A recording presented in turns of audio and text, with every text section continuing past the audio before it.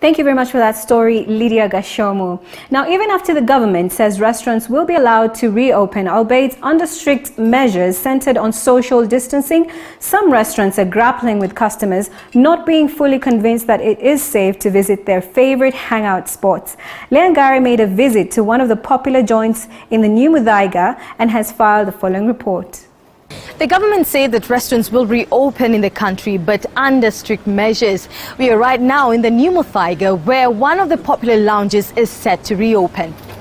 At the doors of many restaurants, a temperature check is now a must. It is not different at the Claret Lounge. You have to have your staff tested before you actually open. The city government has to come in, give you licenses again, check the premises if it complies with everything that is set under the COVID-19 guidelines of operation. The government had ordered the closure of restaurants and eateries in a bid to flatten the COVID-19 curve.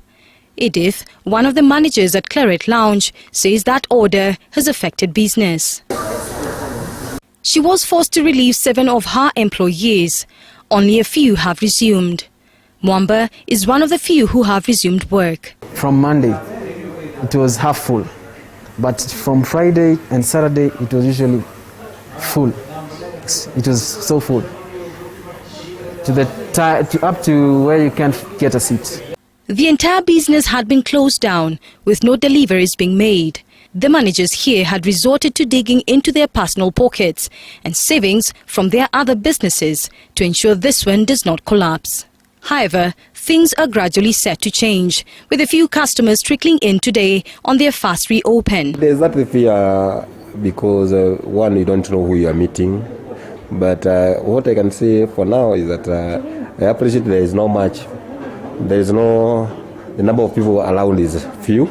Today the country marks Labour Day. For Edith, this is often a holiday characterized by high customer turn-up at the restaurant.